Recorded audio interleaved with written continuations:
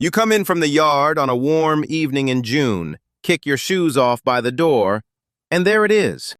A tick, already walking up your ankle. Here's the part the viral videos won't tell you.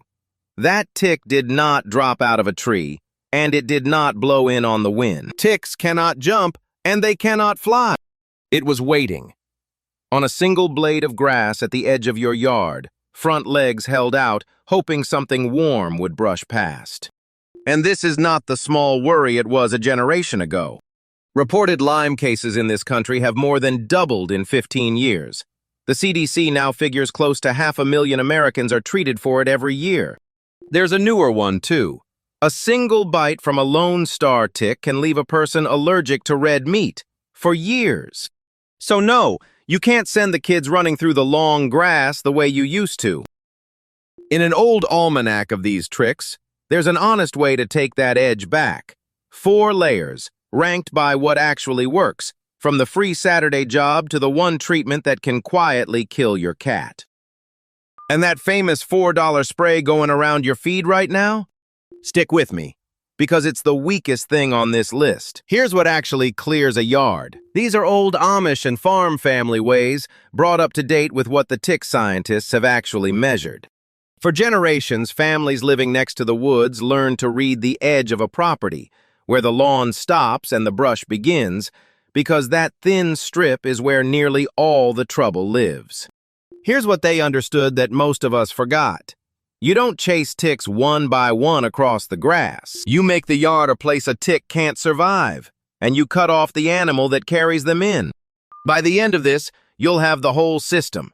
The free walk that does half the work, the $3 cardboard tube that hits ticks where they breed, the honest truth about sprays, and exactly how to keep your dog, your cat, and your kids safe while you do it. Here's the one idea that holds this together. A tick has one fatal weakness. It dries out. It needs the air right around it to stay damp, about 80% humidity or more, or within a day or so it simply shrivels up. That's why ticks live in leaf litter, tall grass, and the shady woodland edge, and almost never out in the open, sunny middle of your lawn. So you fight on 4 levels in this order. 1. Dry out the edge for free. 2. Hit the mice that carry the young ticks for about $3. 3. Treat the perimeter, but only if you need to and only the right way. 4. Protect the bodies walking through it. You, the kids, the dog. That's the list. Most people skip straight to spraying the whole lawn, the one step that does the least, and never touch the edge where the ticks actually are. Cheapest and most effective first. Level 1 costs nothing, and it is exactly what the professional tick programs do first. They call it making the yard unfriendly. Here's the how. Walk the line where your grass meets the woods, the fence, or the neighbor's brush. Rake out the leaf litter. Cut back the tall grass and the low brush, and then lay down a strip of dry wood chips or gravel about 3 feet wide right along that line. A little moat between the shade and your lawn. You don't even have to buy the chips. Most local tree services will drop a whole load for free, just to save themselves the dump fee, a phone call, and the barrier costs you nothing but the raking. Now the why. And this is the whole secret of tick control. A tick in damp leaf litter is comfortable. The air down there sits between 80 and 95% humidity, and it can wait weeks for a host. Drag it across 3 feet of dry, sunny wood chips, and it's in a desert. The U.S. Centers for Disease Control recommends that 3-foot barrier for exactly this reason. It's a dry line most ticks won't cross. Think of it like a salt line around a damp cellar. You're not hunting the thing, you're making the ground itself turn it away. And here's the part that surprises people about the lawn itself. You've heard you must mow short to beat ticks. Mow for a tidy yard, sure. But the recent research is honest about this. Open, mowed turf in the sunny middle of a yard is already poor tick habitat at almost any height. The ticks aren't out in your lawn. They're in the leaf litter and the brushy edge. So a frantic weekly buzz cut of the open grass is mostly busy work. Raking that shady border is where the work pays off. Folks who start doing the weekly edge walk, Rake the border, keep the strip dry, move the woodpile and the bird feeder away from where the kids play, tell you the same thing by midsummer. The dog stops coming in dotted with them. Nobody announces it. The yard just quietly stops being a tick yard. Cost, zero. About 30 minutes on a Saturday. And the honest limit, clearing the edge thins the ticks. It doesn't erase them. A deer wandering through at dawn can always drop a few more, and the damp shade tries to creep back every season. That steady seep of new ticks from the wild is exactly what Level 2 is for. Level 2 is the $3 trick almost nobody on your feed is talking about. And it's the one the actual tick scientists get excited about. It targets the mouse. Here's the surprising part. The young ticks, the nymphs, the tiny poppy seed-sized ones that cause most Lyme disease, mostly don't get their first blood meal from a deer. They get it from the white-footed mouse living in the stone wall and the woodpile. Studies of these nymphs find the great majority pick up their infection from mice and other small rodents. Knock the ticks off the mice, and you choke the next generation at the source. So here's the how. You buy or make a tick tube. It's nothing but a cardboard tube stuffed with cotton balls that have been treated with permethrin, a tick-killing compound. You set the tubes along the wall, under the deck, by the woodpile, wherever mice run. The mouse finds that soft cotton, carries it home to line its nest, and the permethrin quietly kills the ticks riding on the mouse. The mouse is unharmed. And this is not folk hope. In field trials, permethrin-treated cotton used on its own cut the next spring's questing nymphs by around half. One careful study measured a 53% drop in nymphs and a 66% drop in the Lyme-infected ones. A 5-year backyard study of homemade tubes found much the same. It's one of the few yard tools with real, peer-reviewed numbers behind it. The cost. A store-bought pack runs a few dollars a tube. A roll of cotton and a bottle of permethrin makes a season's worth of homemade ones for about the same. Call it $3 a month across a yard. Now the limits, plainly. 1. Timing matters. The tubes have to be out when the young ticks are feeding on mice, in late spring and again in late summer, and the cotton has to be refreshed about every month. 2. The results swing year to year with how many mice you have and how big the patch is. Think of it as tilting the odds hard in your favor, not a guarantee. And 3, there's a serious safety line on that permethrin, and it's the next thing every pet owner needs to hear. Level 3 is the perimeter treatment, and it's where I want to be the most careful with you, because this is the layer that can hurt something you love. Done right, a single targeted spray of the shady edge and the leaf litter border in late spring knocks the local ticks down hard.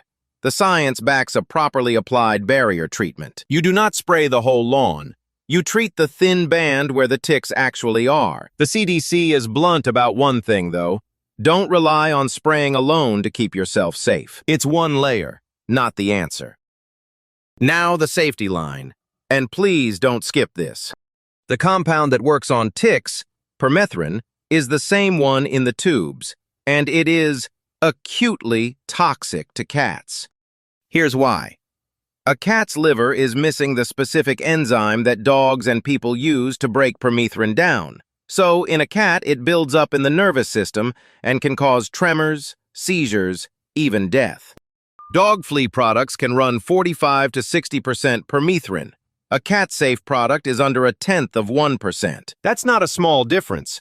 That's the difference between a normal evening and an emergency vet. So the rule is simple. Picture a key and a lock again. A dog carries the enzyme that breaks down permethrin and clears it safely. A cat does not. If you have a cat, never put a dog's permethrin product on it. Never let your cat groom or curl up against a freshly treated dog, and keep the cat off any sprayed ground until it is fully dry. Treated clothing and a dried barrier spray are fine around a cat once dry. Wet permethrin and a cat are the danger. When you're not sure, that's the day you call a licensed pest professional instead of guessing.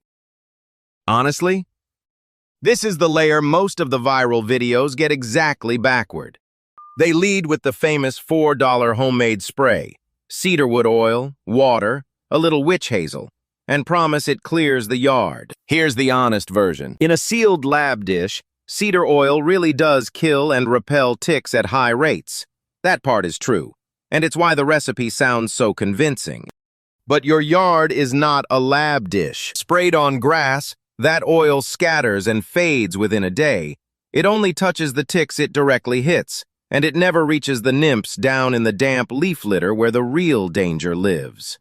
The same goes for the hydrogen peroxide trick making the rounds. It does something only to a tick it directly soaks, breaks down to water and oxygen in minutes, and scorches your plants for nothing. A spray is a thing you do to the ticks you can see. The yard gets cleared at the edge and at the mouse, level 1 and level 2, where the ticks you can't see actually live. The yard gets cleared at the edge and at the mouse, level 1 and level 2, not from a bottle that looks dramatic on camera. Level 4 is the one you can never skip, because no yard is ever at 0. Protect the bodies that walk through it. 2 tools do almost all the work. First, your clothes.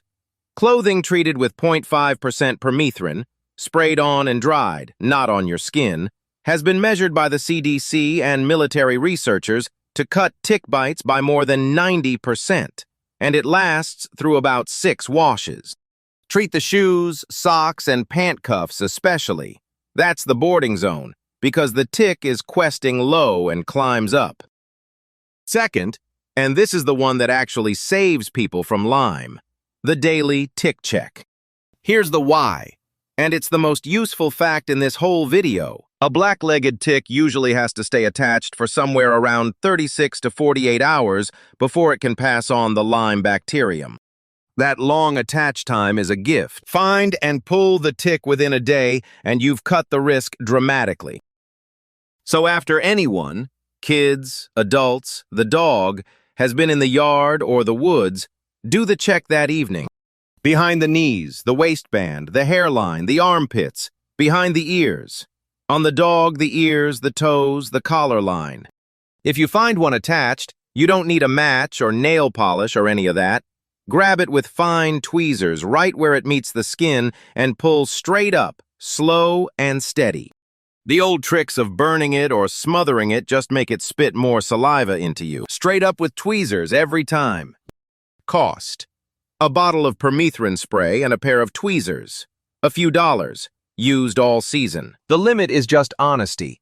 This is the layer of habit, and habit is the part people quit. The families who stay tick-free are the ones who made the evening check as automatic as locking the door. One more, from the older pages of the Almanac, for the folks with chickens, or room for a few. Long before anyone sold a tick tube, farm families kept their dooryards clear of ticks with a flock of guinea-fowl and hens scratching the edge all day. The birds don't work a miracle. The studies say they make a dent, not a clean sweep, and a free-ranging flock eats your garden seedlings right along with the bugs. But a few hens worked along that same brushy border, turning the leaf litter and eating what crawls, are a living version of level 1. It's the oldest tick program there is, and it lays you breakfast. So here's what you actually learned.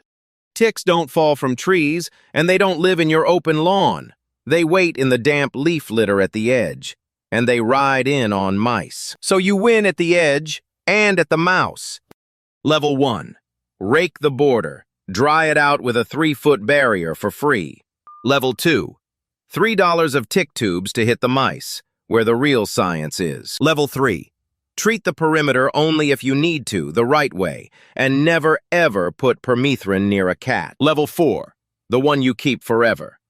Treated clothing and a daily tick check, because a tick found in a day rarely makes anyone sick. Dry the edge, hit the mice, treat with care. Check every night. In that order. That's a few dollars a month, not a fog truck and not a bottle of peroxide. Now your turn. Tell us in the comments what state you're in and whether your worst tick spot is the wood line, the stone wall, or the tall grass out back. We read every one, and your answers help the next family that finds this.